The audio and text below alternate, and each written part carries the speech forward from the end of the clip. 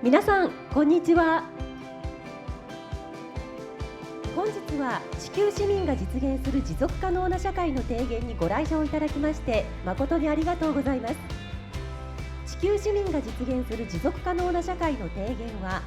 イベントの意義、手法、効果を探求するイベント学会が愛・地球博理念継承発展事業を実施する一般財団法人地球産業文化研究所と連携し、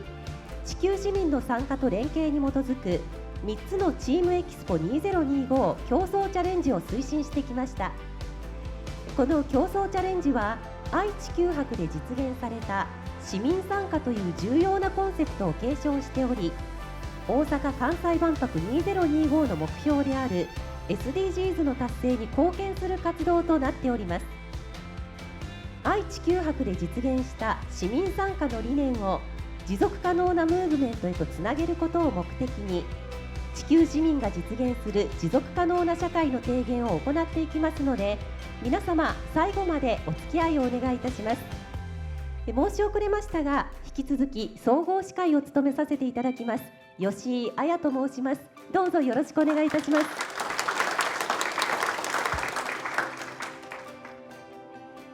それでは最後のプログラムを始めさせていただきます。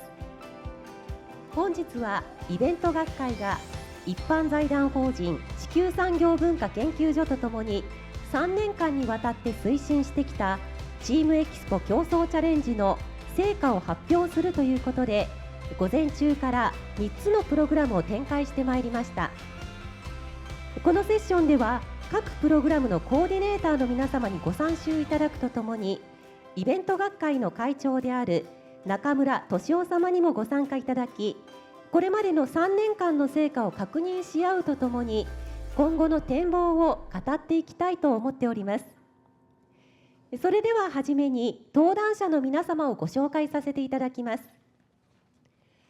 イベント学会会長、愛・地球博事務総長、中村俊夫様。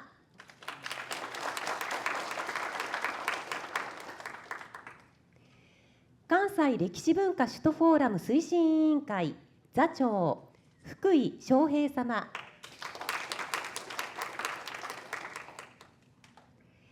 関西歴史文化首都パワー発信プロジェクト統括プロデューサー、川本優様。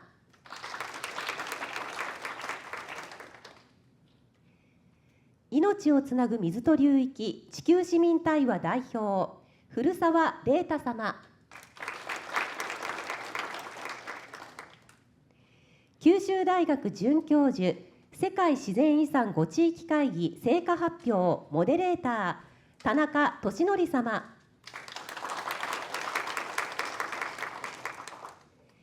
以上の皆様で総括セッションを進めてまいります。ここからの司会はイベント学会理事、副事務局長の守屋様にお願いしたいと思います。守屋様、よろしくお願い申し上げます。はい、ご紹介に預かりましたイベント学会の副事務局長をやっております、守屋と申します。着席して進行させていただきます。すみません、総括セッションということでこんな遅い時間までお集まりいただきまして本当にありがとうございます。今日のですね、一連の発表、地球市民が実現する持続可能な社会というのを共通タイトルにしております。まずはですね、その全体のタイトルにもなっています地球市民という考え方について、これが愛知万博で、愛・地球博で実現された非常に重要なコンセプトということかと思っていますけれども、その地球市民というのは何かっていうのをちょっと改めて愛・地球博で事務総長を務めておられました中村会長からお伺いしたいと思います。よろしいでしょうか。ただいまご紹介いただきました中村でございます。今日は大変な長丁場の中、最後までお付き合いいただきましてありがとうございます。私は愛・地球博愛知万博の事務総長を務めましたけども、そのテーマがですね、自然の英知というものでございました。これは自然の摂理にですね、謙虚に学んで、持続可能な社会を築くというのがテーマだと、こういうふうに私は分かりやすく説明してまいりました。これを縦軸としますとね、もう一つの軸が横軸として、地球市民という概念が出てくるわけです。でなぜ地球市民かと言いますと、まず、地球的課題の解決というのが、自然の英知の、目標でしてですね、地球的課題ということを常に考えなきゃいけないんじゃないかと。そのためにはですね、そういう視点に立った市民、つまり地球市民という存在が不可欠だと、そういう意識が不可欠だというふうに考えました。最近の言葉で言えば Think globally, act locally、そういうようなもんなんですけれども、そこでですね、私どもの万博ではですね、地球市民村というのを作りました。これは日本にある NPO、NGO が世界の NPO、NGO と協力して自分たちがどのような形でこの地球的課題の解決に貢献できるかということを考える、また自分たちがどのようなことをやっているかということを市民の皆さんにお示しするという目的できた。それからもう一つは市民参加と、そこまでのレベルにはいかないんですが、Think globally, act locally の方々をもっと増やさなきゃいけないんだという観点でですね、それから要するに社会の構成員として市民という単位をちゃんと置かなきゃいけないんだと。企業だ、国だ、地方自治体だ、そういうもの、人々以外にですね、いわゆる一般の市民というのを社会の構成員としてそういう問題に携わっていただくことが必要だと。こういうような認識から地球市民というのを横軸に置きました。そういう中でですね、地球大交流とかいう概念が出てきたということでございます。そういう観点で今日も3つのセクション、それぞれですね、地球的規模で考えなきゃいけないという観点でいろんなご議論がありました。それから市民の活動が不可欠だと、先ほどの琵琶湖の話一つとってもですね、市民の活動が不可欠だという観点からですね、市民の参加というのを社会実的に位置づけなきゃいけないんだというふうに横割りにつなげたというのがそもそもの発端でありまして、持続的可能な社会というものを作っていくために地球市民という考え方に立ってですね、人々に意識の変革と行動を促そうと、こういう趣旨でこの言葉を使ってまいりました。以上です。はい、ありがとうございます。愛・地球博は市民を初めてその国際博覧会の中で何でしょう、博覧会の公的なプレイヤーと位置づけたということですよね。そのことを BIE もとても高く評価したというふうに聞いているんですけれども。全くその通りでして、私どもの後のですね、サラゴサでも万博がありました。そこでもですね、我々と同じようなその市民参加というのをですね、一つのパビリオンにして活動が行われましたと。そういう点では非常に BIE は高く評価していると。ただちょっと上海はですね、お国柄そこまでは行かなかったところはありますが、それ以外の万博ではですね、こういう観点から常に行われてきていると。で大阪ではですね、競争プロジェクトということで市民参加的な要素があるということで、私どもはこれに積極的に協力するということと同時にですね、我々の目的をですね、ここでもできるだけ知っていただきたいということで参加することを決めたということであります。はい、ありがとうございます。それではですね、その地球市民という考え方を継承して展開した今回の競争チャレンジについて、それぞれ今日の成果発表をですね、総括していただければと思うんですけど、すいません、ちょっと時間が短くて申し訳ないですけど、なるべくコンパクトに、でその中でもできればですね、その各プロジェクトの中でその地球市民という理念がどういうふうに生かされたのかという点についてはぜひお話をいただければなと思います。最初に世界自然遺産5地域会議のコーディネーターを務めていただきました田中先生からお願いします。私たちのセッションではですね、世界自然遺産、日本に5カ所ありますが、ここで自然保護と地域の暮らしがですね、どのように両立できているのかということを議論しました。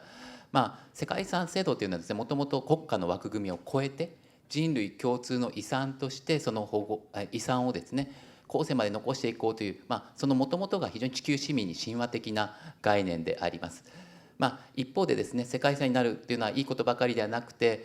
課題もたくさん出てくるわけですよね。例えばオーバーツーリズムであるとか、新しい住民がたくさん増えてくることによってある程度そこの調整が大変になってくる、そうした課題も見えてきました。こうした中、私たちが地球市民という視点からですね、すごく面白いと思った活動もたくさんあったわけですね。例えば知床ではですね、知床財団という NGO がですね、地域でのヒグマが出てくるわけです。でそのヒグマと観光客、もしくはヒグマと地域との軋轢というものを解決するために非常に行政や企業を巻き込みながらですね、課題解決に当たっている。また西表財団、西表島も世界自然遺産に登録されましたが、ここもですね、観光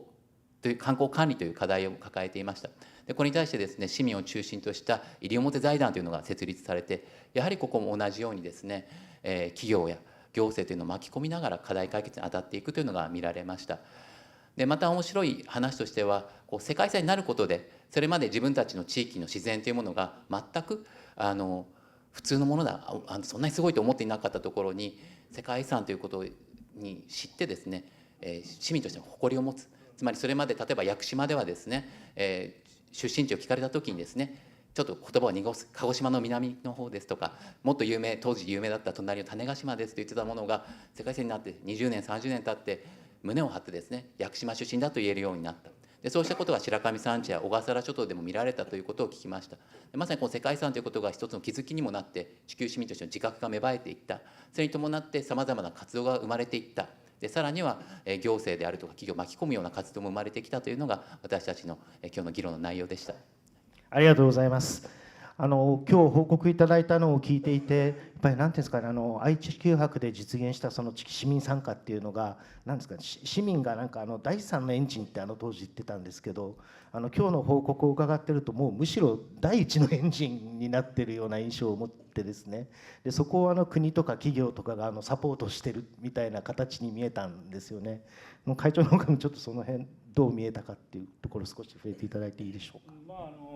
やっぱり世の中の骨格を形作っているのは国であったりですね、それからもう今でも企業っていうのは非常にたくさんあるわけでして、それはどれが第一っていうことではないんですけれども、第三のエンジンというのはですね、定着してきたかなというふうには思います。やはり普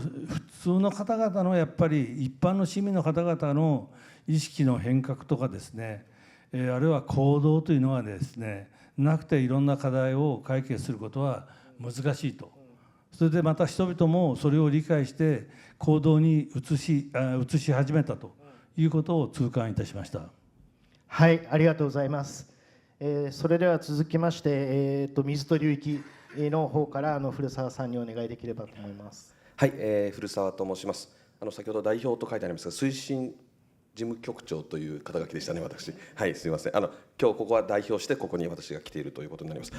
それで水と流域はですね、今回地球市民フォーラムということで3年間活動させていただきました。当初からその地球市民の感覚を持ってということだったわけです。で3年前にですね、愛知でフォーラムをやって、次に大阪、そして東京、そして今日ということで、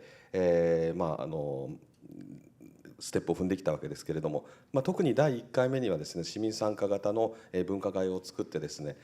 そのパネルディスカッションの方々もその各分科会の座長を務めていただいて、その意見を集約し、さらにはそれで提言文を作ったものを全員で1時間以上かけて議論をするという、そういう市民参加型の形でやりました。で次の年は、有識学問の世界の方々とかですね、で前回の東京フォーラムではさらに省庁の3つの省庁、農水省、環境省、国交省と入っていただいて議論をしてきたと。でそして今日はですね、市民参加なのになぜかハイパネルディスカッションということで国際的なディスカッションをさせていただきました。でいずれの立場もですね、その市民だけが市民ということではなくて、さまざまな立場において地球市民の感覚を持って、議論していただくということができたのかなと思ってます。特に今回ですね、ここスタジオということでオンラインでの、参加で海外の方ということも当初考えてたんですが、最終的には対面で本当にこの数日間濃厚な接触をしてですね、皆さんでメール上でも議論しながら一緒にコンセプトを作ってきたということができたので、非常にそういう意味でとてもいい機会をいただいたということに感謝をしておりますし、そういった地球市民の在り方もあるなということを感じました。ありがとうございました。以上です。はい、ありがとうございます。水と流域チームに限らず、実はこのプロジェクト3カ年にわたって展開しておりまして、3カ年ずっと支えていただいた地球産業文化研究所の皆様には本当に頭が上がらないというか、ありがたく思っているんですけれども、古澤さんがやってらっしゃった水と流域だと、なんて言うんでしょう、本当に最初から地球市民というのを正面から歌われてましたし、毎年やってらっしゃるフォーラムの中でものすごい数のポスターセッションがあったりっていうのがあったと思うんですけど、その辺はやっぱり愛・地球博の時の経験も踏まえて構想された部分なんでしょうか。そうですね、やはり持続可能な社会づくりの中でその現場に一番近いのは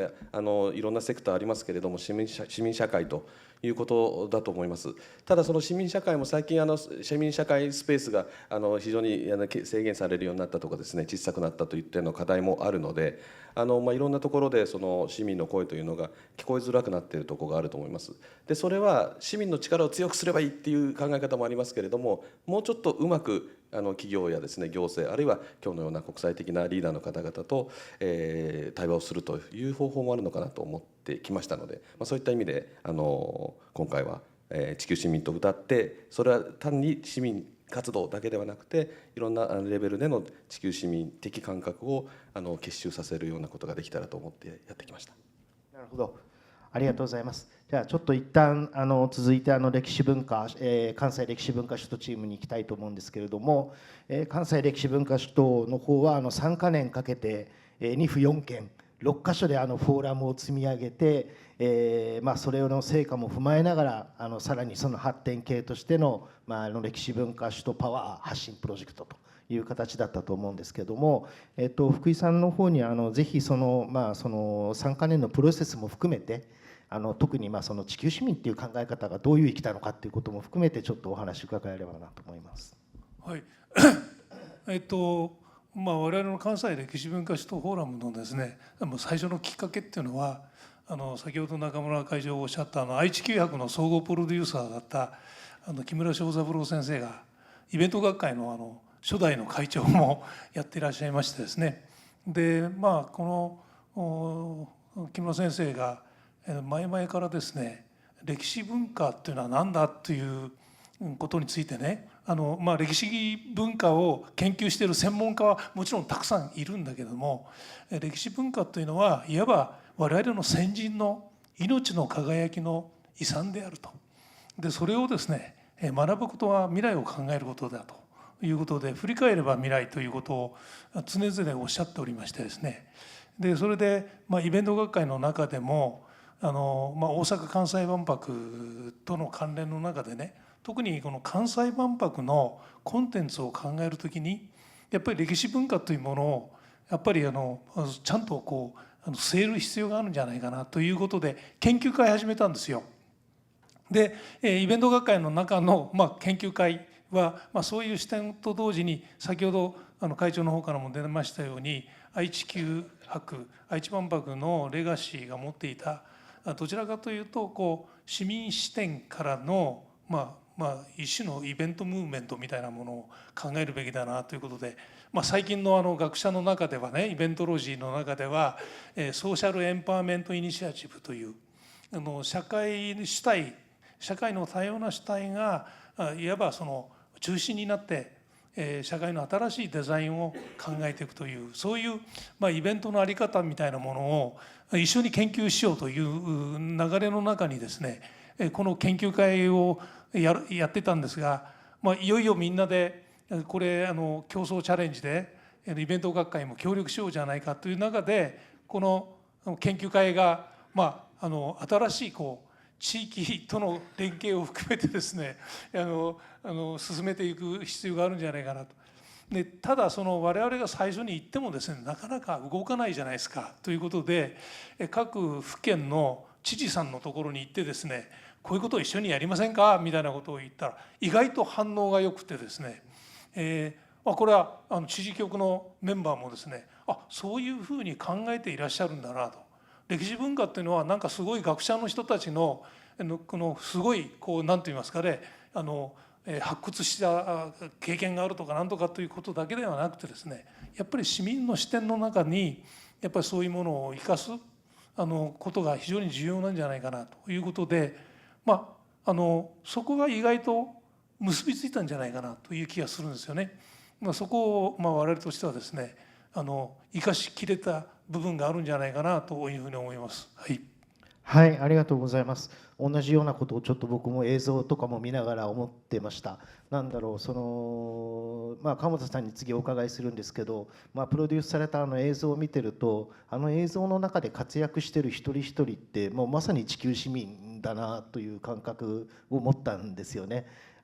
熊野の古道をガイドされている方からお茶を研究している方からで、なんかそういう感覚をでも社会全体が応援して一つのムーブメントにしていくっていうか、福井さんの言うところのソーシャルエンパワーメントっていうものをすごく感じたんですけども、ちょっとその映像で狙ったことも含めて今後の展開について簡単に教えていただけますか。各府県15分の観光動画を6本作ったんですが、まさに今守屋さんがおっしゃったような主人公が地球市民やったということやと思います。そして私が今日朝から自然遺産、そして、命と水の流域、そして歴文と、やっぱりね、この地球市民が実現する持続可能な社会っていうのはやっぱり自分事として考えるっていうのが非常に全てにおいてテーマやったような気がするんですね。そして歴史文化も自分の我が町の歴史文化っていうのを自分事のように考えてやったのが一番市民と連携の深い地方テレビ局やったということやったと思います。15分の動画6本できましたけど、5コンテンツあるから30コンテンツあるわけですね。それをイベントでも言いましたように、これは通過点であって、これからこの15分の観光動画30コンテンツをいかに広げていって、いかに多くの地球市民が支持する動画にしていくのか、それが今いらっしゃる方たちにもお願いしたいし、イベント学会としてもやはりこういう交流人口、関係人口を多く作っていくのっていうのは非常に重要なことやなと今日一日で思いました。はい、ありがとうございます。続いて古澤さん、水と流域チームの方からも、今後の展望をお聞かせいただけますか。はい、今回ですね、流域圏文明というものを作っていこうということを提言をさせていただきました。でこれもいわゆるなんか大きいことをただ言おうということでもなくてですね、かなり厳しく有識者の先生方に流域圏の定義とそれと文明の定義ということで議論をしました。でその定義はですね、会でも話しったのであまり繰り返しませんけれども、例えば流域圏流域というのはある意味川までだったりするわけですね。その海のは入らないとか、そういったことも含めて新しくウォーターリージョンというようなことをですね、英語で弘樹先生という先生に名前を考えていただいて、それを国際的に今後発信していこうというようなことで、そういう考え方としての発展も可能性があると思ってます。またさらにはそれこそ地球市民の話に戻りますと、市民ボトムアップで始めたこの企画を今回ハイパネルという形でやらせていただいて、それをまた市民に戻してみんなで議論していくということで連続的にですね、またフォーラムをやっていこうということも考えています。はい、ありがとうございます。ちょっと今日のセッション聞きながら梅沢先生が文明の生態史観出された時とか川勝さんが文明の海洋史観出された時みたいなちょっとふっかけてるわけですけどそのくらいのつもりです。大きなビジョンを示されてるんだろうなと思ってるんですけどありがとうございます。そのつもりです。なるほど。はい。あとは個人的な希望としてはぜひなんかこういうリベラルアーツっていう言い方でいいかあれですけど、学際的な分野でもあるんで、なんかちょっといろんなもっと研究者の幅広げてぜひ本にしていただきたいなという感じも持ちましたけど。ありがとうございます。頑張っていきたいと思ってます。そうですね。はい、すいません。じゃあちょっと希望を伝えたところで、最後に世界遺産チームの方からも今後のことを教えていただけますか。はい、まずですね、私たち今日テーマセッションあったわけですが、これで終わりじゃなくてメインセッションというものを6月5日にですね、エキスポホール2000人入る大きなホールですで予定しています。6月5日1000の自然1000の時間というタイトルで、この日は一日中朝10時半から、夜7時ぐらいまであるわけですが、総合司会有働由美子さんです、有名なアナウンサーで、また会議のですねモデレーターはですね、元京都大学総長でゴリラの研究してられる山際先生ですねにお越しいただきます。またパネリストとしてもですね非常に多彩で、有名な方でいうと、女優俳優の、仲間由紀恵さんもいらっしゃいます。でそのような形で非常にですね、多彩な方々が集まって議論されます。その中でもこのメインセッションで私が少し強調したいいいなと思っているのは、2つあってですね、1つは、子どものですね作文コンクールをやってるんですね。これはそれぞれの世界自然遺産地域に住んでいる子どもたちにこの地域どのようにしていきたいですかということをですね作文で書いてもらって、その優秀な作品をですね書いた子どもたち実際に来ていただいて、そこで参加してもらうというような取り組みがあります。また国際シンポジウムではですね、外国のですね海外の有識者を招いてですねシンポジウムを行います。このようにこのメインセッションでも掲げられているように、やはりこの子どもたち、そして世界というのが今後一つのテーマになってくるのかなと思います。子どもたちがこの後ですね、地球市民としてどのようにこの世界自然遺産地域を発展させていきたいのか、残していきたいのかということを考える機会にもなると思いますし、またこの世界自然遺産大体200カ所ぐらいあるわけですが、このように国内で、地域がですねネットワーク化されているというのはすごく珍しいんですね、実は。でここでみんながさまざまな課題や悩み、成功などをですね共有しているようなことがある。でまさにこの地球市民としてのですねさまざまなイベントをですね世界に発信していくというのが今後重要になってくるんじゃないか、国内でとどまるのではなくですね、その一つのいいきっかけにもなるんじゃないかなというふうに思っています。ありがとうございます。本当5地域って言ってますけど、その5地域がこういうふうにフラットに参加する組織ってなかなかないですよね。でそのこと自体が持ってる価値っていうのもあるし、それぞれの地域の中でのエンパワーメントもあれば、その5地域が集まることでのエンパワーメントもあるんだろうなという気がしていて、ぜひ継続していただければなというふうに今思ったところです。はい、ありがとうございます。はい、ありがとうございます。すみません、じゃあちょっともう時間が迫っておりますので、最後に中村会長から今回このイベント学会としてこの3つの競争チャレンジを推進してきたことの成果をちょっと改めておっしゃっていただければなと思いますし、今後イベント学会が一つ学会としてやるべきことについても何かご意見がありましたらお聞かせいただければと思います。私はですね、イベントはですね時代を作るっていうか社会を作る創造する力があるというのが私のモットーなんですね。でもう一つがその先ほどの初代会長の木村庄三郎先生のおっしゃるその歴史を振り返ればですね、歴史文化を振り返れば、未来が見えると。でなぜそういうことをおっしゃったのかなと私なりに解釈するとですね、やっぱりその歴史が起きたことについてはやっぱりいろんな社会の変動であるとか、あるいは地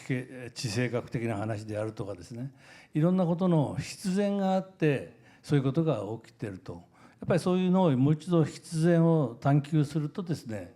今後自分たちの未来を考える上において何らかの発見もあるんではないかと。そういう意味でこの歴史文化首都フォーラムもですね大変これからのことを考える上においても重要だというふうに思いましたと。あるいはその世界自然遺産もですね、これはやっぱり今おっしゃったように5地域をまず一緒にこういう問題を共通の問題があるんだということを理解してもらおうじゃないかというとこから始めたんですよ。でその時過程でですね、私が聞いたのはですね、聞いたっていうかなるほどと思ったのはですね、日本ではですね確かに自然保護地区と共生地域と開発してもいい地域とこういうふうに分けて共生の部分が入ってると。欧米ではそういうのは入ってないと。そのアプローチの違いっていうのがあるんでですね、やっぱりそういう物事の考え方についてやっぱりしっかりと海外にもですねものを言っていく必要があるし、でそのためにはやっぱり5地域全体がまとまっていく必要があるというところからスタートしてるんですよ。ですからこれと同じようにイベントっていうのはですね、やっぱりいろんな方々をインボルブしてですね、まずプロセスがあって今日のこの日があると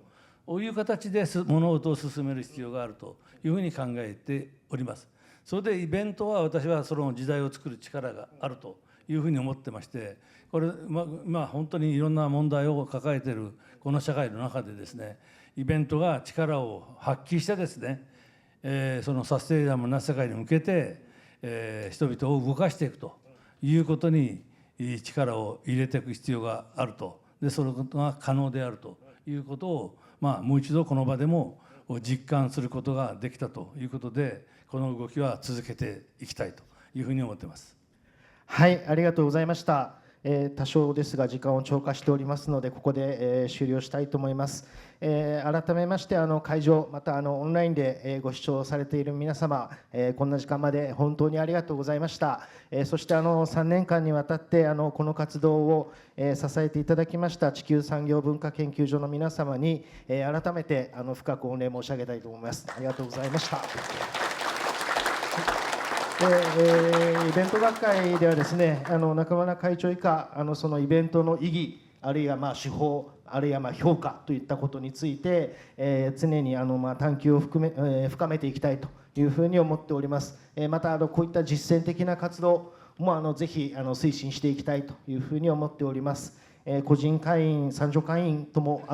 随時募集しておりますので、ぜひホームページをご覧いただいて、活動内容ご興味ありましたらご連絡いただければと思います。本日はどうもありがとうございました。